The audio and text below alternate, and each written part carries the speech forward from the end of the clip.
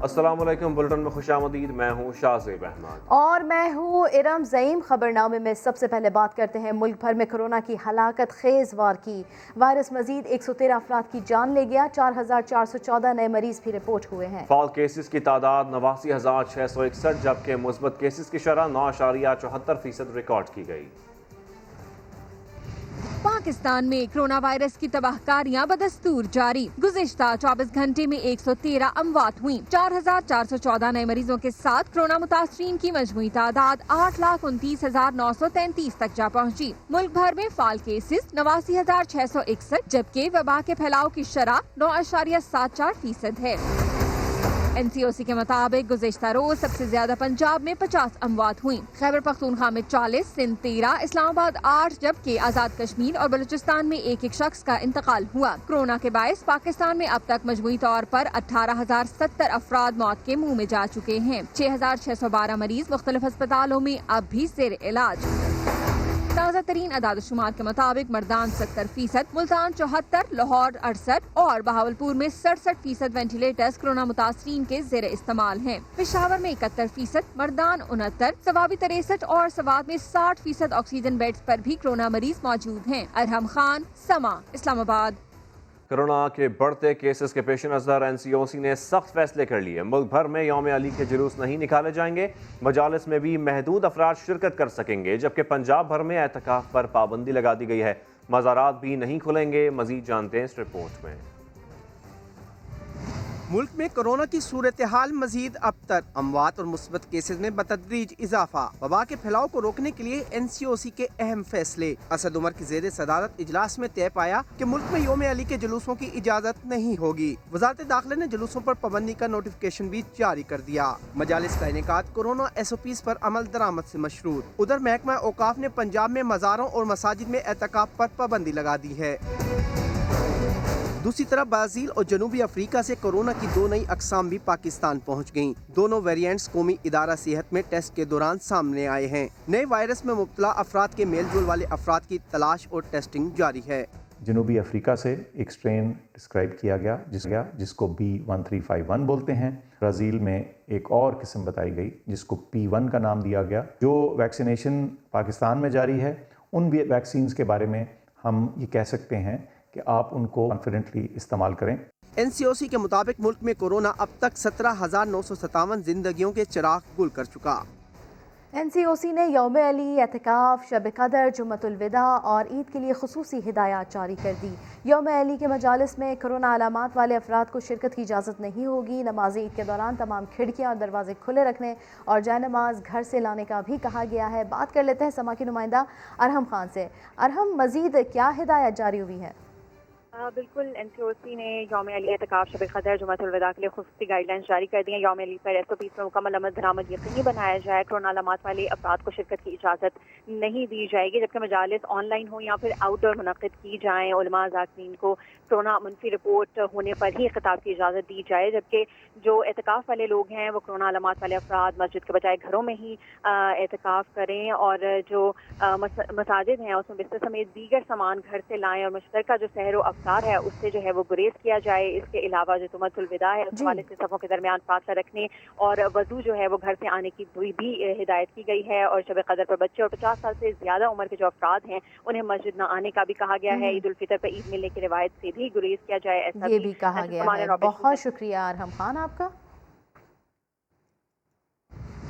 5 से 20 मई तक बैरून मुल्क से पाकिस्तान आने वाली परवाज़ें 80%, जबकि मकामी परवाज़ें 40% कम कर दी गई हैं। बैरून मुल्क से आने वाले तमाम मुसाफिरों के लिए 72 घंटे पहले कोरोना टेस्ट की शर्त आयद कर दी गई।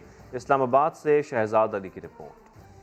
कोरोना वायरस के मोहलिक वार बैरून मुल्क से आने वाले तमाम मुसाफिरों के लिए 72 घंटे कबल का PCR मनफी टेस्ट साथ लाना लाजमी करार। मुसाफिरों की सहूलत के लिए मौजूद कैटेगरी A और B खत्म कर दी गई। पाकिस्तान के तमाम बैनुल अक़वामी एयरपोर्ट पर तमाम मुसाफिरों का रैपिड एंटीजन टेस्ट होगा। सिविल एविएशन अथॉरिटी के डायरेक्टर एयरपोर्ट ट्रांसपोर्ट ने नया सफरी हिदायतनामा जारी कर दिया। टेस्ट की रिपोर्ट मुस्बत आने पर मुसाफिर को अपने खर्चे पर करंतना किया जाएगा। 8 दिन बाद दोबारा टेस्ट होगा। रिपोर्ट मनफी आने पर ही घर जाने की इजाजत होगी। कैटेगरी सी में शामिल 23 ममालिक के मुसाफिरों की आमद पर पाबंदी की मुद्दत में भी तोसी कर दी गई। कैटेगरी सी में जनूबी अफ्रीका, ब्राजील, जिम्बाब्वे, भारत समेत 23 ममालिक शामिल हैं। इन ममालिक में मौजूद पाकिस्तानी भी पाकिस्तान नहीं आ सकेंगे। सिविल एविएशन अथॉरिटी ने अंदरून और बैरून मुल्क फ्लाइट्स ऑपरेशन भी महदूद कर दिया। बैरून मुल्क से आने वाली परवाजों को 80% कम करने का फैसला। 29 गैर मुल्की एयरलाइंस की हफ्तावार परवाजों को 590 से कम करके 123 तक महदूद कर दिया गया। अंदरून मुल्क परवाजों में भी 40% कमी। नया शेड्यूल जारी कर दिया गया। नई फिजाई पाबंदियाँ 5 से 20 मई तक होंगी। खैबर पख्तूनख्वा में स्मार्ट लॉकडाउन के समरात मिलना शुरू हो गए। कोरोना के मुस्बत केसेस में कमी आना शुरू हो गई है। सूबे भर में मजमूई तौर पर 3% से ज़ायद शरह में कमी रिकॉर्ड की गई है। तो खबर आपको दे रहे हैं, खैबर पख्तूनख्वा में स्मार्ट लॉकडाउन के समरात मिलना शुरू हो गए हैं। कोरोना के मुस्बत केसेस में कमी आना शुरू हो गई है, जबकि सूबे में भर में मजमूई तौर पर 3% से ज़ायद शरह में कमी रिकॉर्ड हुई है। नौशहरा में शरह सबसे ज़्यादा 21% रिकॉर्ड हुई है। मलाकन में 18, बुनेर 17, बन्नू में 19% रिकॉर्ड हुई है, जबकि 146 मरीज़ ICU में 77 वेंटिलेटर्स पर मौजूद हैं। खबरों का सिलसिला आगे बढ़ाएं और आपको बताएं कि मुस्लिम लीग नून की सुन ली गई। इलेक्शन कमीशन ने मिफ्ता इस्माइल की दरखास्त पर NA 249 के ज़िमनी इलेक्शन का हतमी नतीजा रोक दिया। मिफ्ता इस्माइल ने रिटर्निंग अफसर पर जानिबदारी का इल्ज़ाम आयद किया था। इस्लामाबाद से जुल्कनैन इकबाल की रिपोर्ट। NA 75 डस्का के बाद NA 249 कराची में भी नून लीग की दरखास्त पर ज़िमनी इलेक्शन का नतीजा रोक दिया गया। इलेक्शन कमीशन में मतवाले उम्मीदवार मिफ्ता इस्माइल की दोबारा गिनती के लिए दायर दरखास्त 4 मई को समाअत के लिए मुकर्रर। हल्के के तमाम उम्मीदवारों को नोटिस भी जारी। इलेक्शन कमीशन के मुताबिक NA 249 के ज़िमनी इलेक्शन का नतीजा ताहाल जारी नहीं हुआ। इब्तिदाई हुक्मनामे में कहा गया कि बादियुन नज़र में इलेक्शन कमीशन मौजूदा सूरत हाल में मुदाखलत कर सकता है। मिफ्ता इस्माइल ने चीफ इलेक्शन कमिश्नर के नाम दरखास्त में कई प्रिजाइडिंग अफसरान के कंडक्ट पर सवाल उठाए थे। मौक़िफ़ अख्तियार किया कि बाद प्रिजाइडिंग अफसरान ने फॉर्म 45 पर दोपहर, जबकि कुछ ने शाम 5 बजे से पहले दस्तखत कराए। 30 के करीब पोलिंग स्टेशन के नताइज मौसूल न होने की शिकायत भी की। कहा फॉर्म 45 और फॉर्म 47 के नताइज में फ़र्क है, लेकिन रिटर्निंग अफसर ने हमारी तमाम दरखास्तें मुस्तरद कर दी हैं। लीगी रहनुमाओं शहबाज शरीफ और मरियम नवाज ने भी NA 249 में दोबारा गिनती का मुतालबा किया था। कहा 5% से कम फ़र्क पर दोबारा गिनती हमारा कानूनी और आईनी हक है। उम्मीद है चीफ इलेक्शन कमिश्नर शफाफियत को यकीनी बनाएंगे। वज़ीर आज़म इमरान खान ने अपोजिशन को इंतखाबी इस्लाहात पर मुज़ाकरात की दावत दे दी। कहा NA 249 के ज़िमनी इंतखाब में कम टर्नआउट के बावजूद तमाम जमातें धांधली का दावा कर रही हैं। वज़ीर आज़म ने ट्वीट में लिखा, यही सूरत हाल डस्का में पेश आई। संड इंतखाबात में भी ऐसी ही सूरत हाल का सामना था।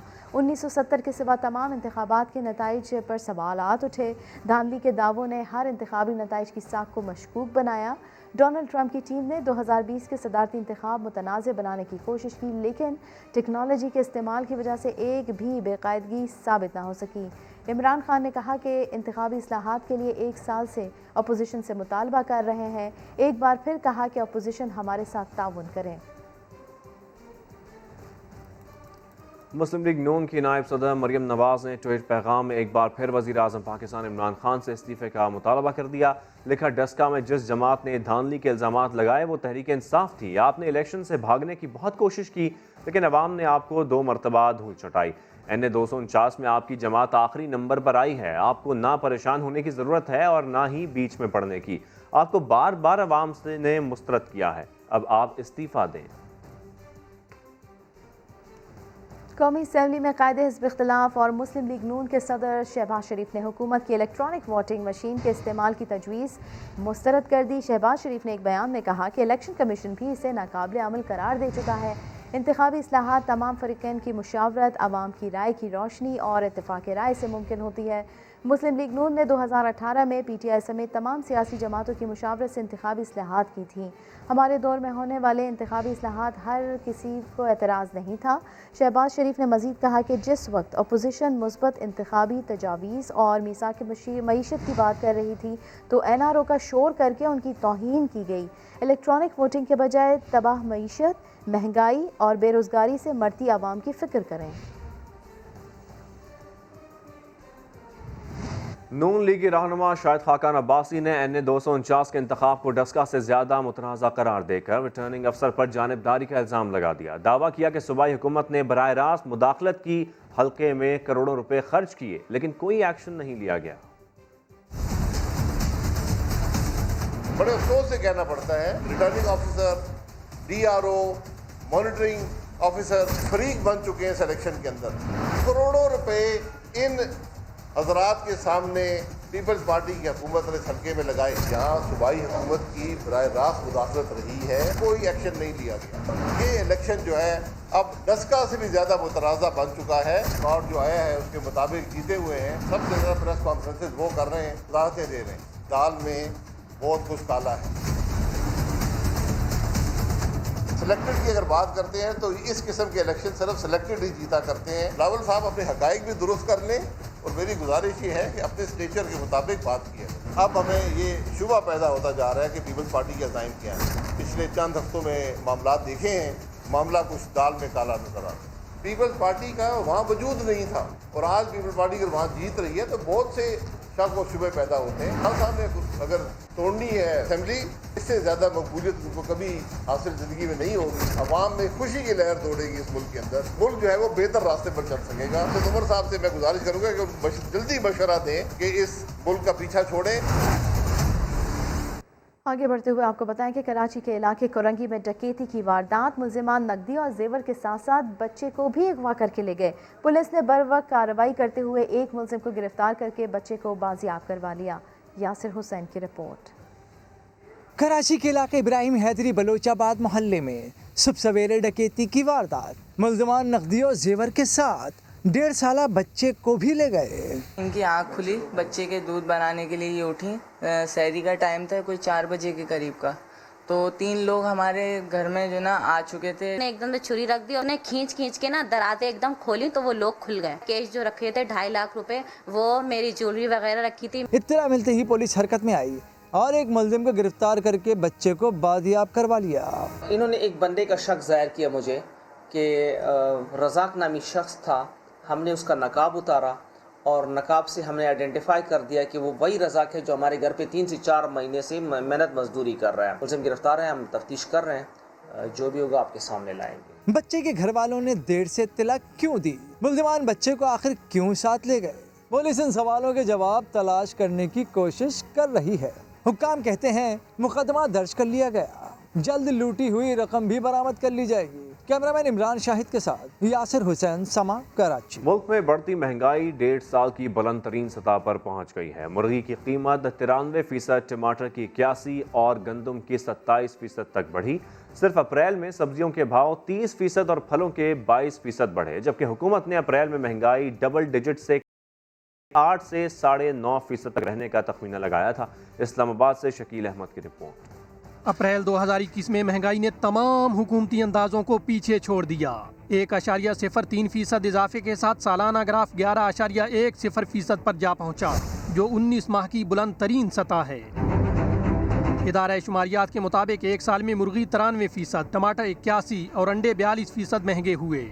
मसाला जात की कीमतों में 31.62%, गंदम 27% और आटे की कीमत में 17% इजाफा हुआ। घी 21%, दूध 20%, चीनी 18% और कुकिंग ऑयल 19% महंगा हो गया। सिर्फ अप्रैल में सब्जियों के भाव 30%, जबकि फलों के 22% बढ़े। रिपोर्ट में बताया गया कि गुज़श्ता साल की निस्बत ग़िज़ाई अजनास और मशरूबात की कीमतों में 16% इजाफा देखा गया। कपड़े और जूते खरीदने के लिए भी अवाम को तकरीबन 12% ज़्यादा कीमत अदा करना पड़ी। रिहाइश, बिजली, पानी और गैस के चार्जेस में सालाना 9.68% इजाफा रिकॉर्ड किया गया। हुकूमत ने अप्रैल में महंगाई डबल डिजिट से कम यानी 8 से 9.5% तक रहने का तखमीना लगाया था। कोरोना वायरस के बावजूद FBR ने 10 माह में रिकॉर्ड 3780 अरब रुपए टैक्स जमा कर लिया। गोशवारे जमा कराने वालों की तादाद में 3 लाख का इजाफा हुआ।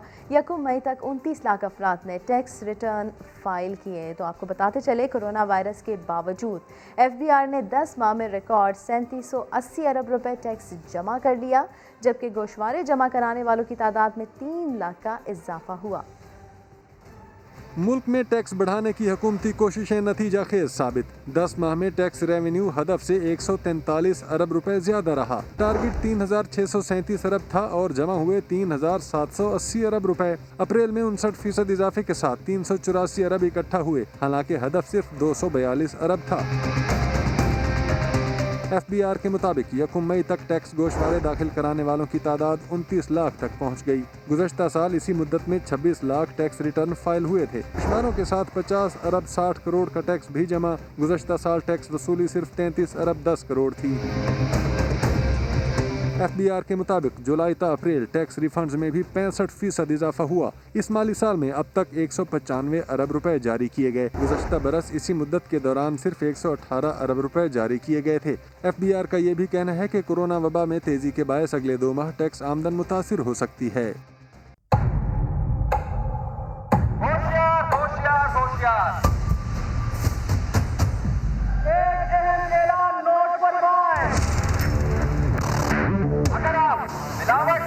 नापतोल में कमी जकीरा अनुरोध करते हैं तो समाहा रहा है आपके पीछे।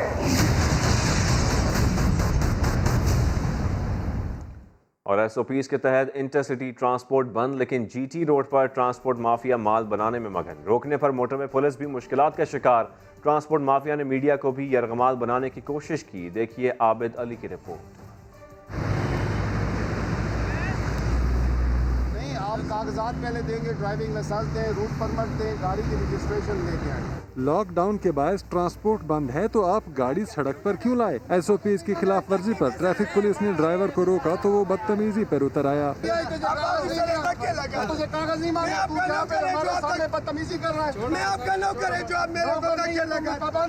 पुलिस के सामने बस न चला तो माफिया आवाम की आवाज बनने वाले मीडिया को भी धमकाने लगा। समा की टीम के साथ बदतमीजी। हेलो, इस पे नहीं बात सुनो, मैं कैमरा वार के मैं भी बात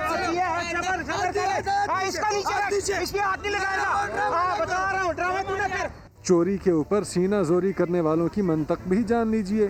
SOPs के मुताबिक अगर कोई सवारी बैठा रहा है तो उसमें तो कोई इशू नहीं होना चाहिए ना। जो मीटिंगें हो रही हैं, इलेक्शन हो रहे हैं, ज़िमनी इलेक्शन हो रहे हैं, कोई आदमी उस पे SOPs की हर बंदा खिलाफ वर्जी कर रहा है। कोरोना SOPs की खिलाफ वर्जी करने वाले मुनाफाखोर किराया भी मुंह मांगा मांगते हैं। 200 मांगता है, कोई 300 मांगता है, कोई 250 पे चला जाता है, कोई 500 400 मांगता है। हिसाब से कोई पक्का रेट का कुछ नहीं। पुलिस एक्शन के बावजूद माफिया बेलगाम। इस्लामाबाद में इंटरसिटी गाड़ियों का दाखिला मना है सख्ती से।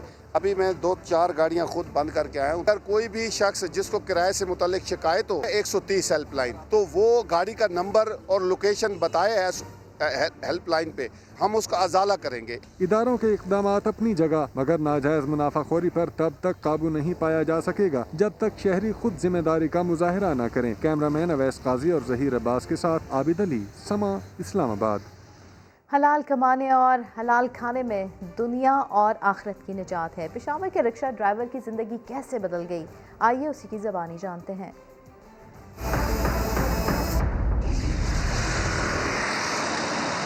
मेरा नाम ज़ुबैर है। मैं बेरोज़गार था, काम करने को कुछ भी नहीं था।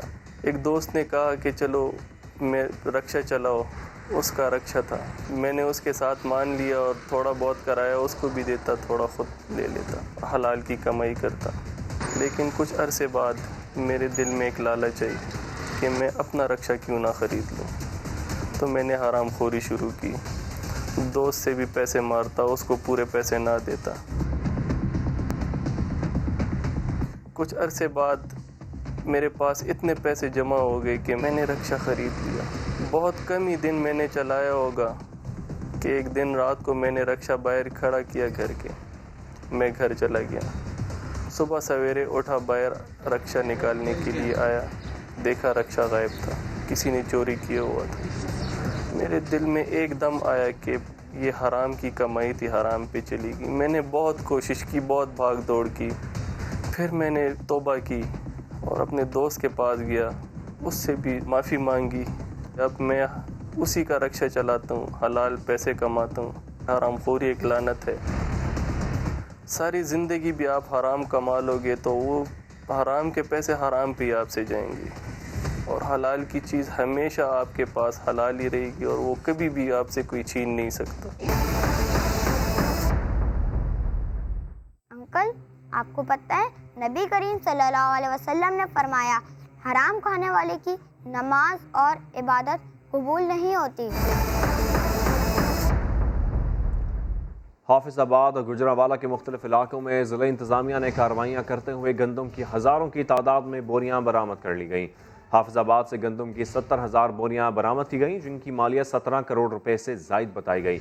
इस दौरान इन गोदाम को सील भी कर दिया गया है। गंदम की बोरियाँ पासों के हवाले कर दी गई हैं। गुजरावाला के मुख्तलिफ इलाकों से 23,000 से ज़ायद गंदम की ज़ख़ीरा शुदा बोरियाँ बरामद हुई, जिसे सरकारी गोदामों में मुंतकिल कर दिया गया। कोयटा का इलाका किली कमरानी कचरा कुंडी में तब्दील हो गया। रोड कई सालों से टूट फूट का शिकार है। करोड़ों रुपए की लागत से डाली गई पाइपलाइंस के बावजूद इलाका मकीन पानी की बूंद बूंद को तरस रहे हैं। मसाइल के बारे में इलाका मकीन मोहम्मद आसिफ मजीद बताएंगे।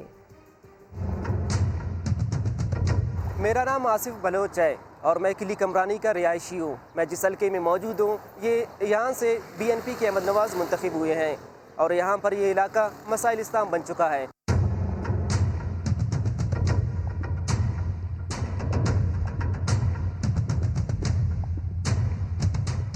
कचरे के ढेर हर जगह आपको नजर आ जाएंगे। मेट्रोपॉलिटन का दर्जा इस इलाके को मिल चुका है, लेकिन बदकिस्मती से यहाँ कचरा उठाने के लिए कोई अमला नजर नहीं आता है। किली कमरानी की शाराएं टूट फूट का शिकार हैं और यहाँ नाकिस मटेरियल इस्तेमाल होने की वजह से ब्लैक टॉप उड़ चुका है।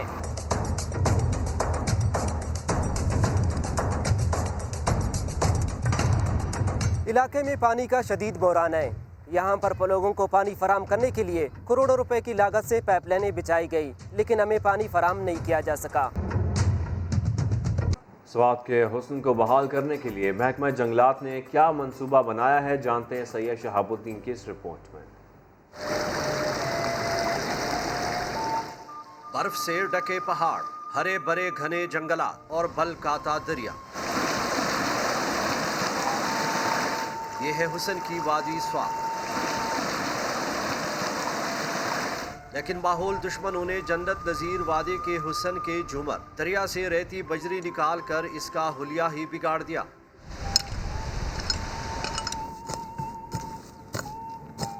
महकमा जंगलात ने भी दरिया स्वात किनारे 3 लाख पौधे लगाने का मंसूबा बना लिया।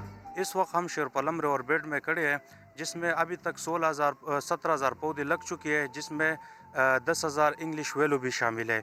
इसका बुनियादी मकसद दरिया स्वात की कोई हुए कुदरती हुस्न को वापस लाना, ज़मीनी कटाव को रोकना और मौसमी तग़य्युरात से बचना है। स्वात के लोग भी अपनी ज़मीन को सरसब्ज बनाने के लिए पुरज़म नज़र आते हैं। स्वात एक खूबसूरत वादी है। बदकिस्मती से इधर गैर कानूनी खुदाई हो रहा है। आबी महकमा जंगलात की तरफ से मुफ्त सौदे दे रहा है, लिहाजा हम सब पर लाजिम है कि हम अपनी ज़मीनों पर ये पौधे लगाकर और स्वात का खूबसूरती दोबारा बहाल करें। महकमे जंगलात ने आवाम में मुफ्त पौधे तकसीम करने के लिए जगह जगह बड़ी बड़ी नर्सरियाँ भी कायम कर दी है। एक ब्रेक के बाद हाजिर होंगे हेडलाइंस के साथ। आप देखते रहिए समा।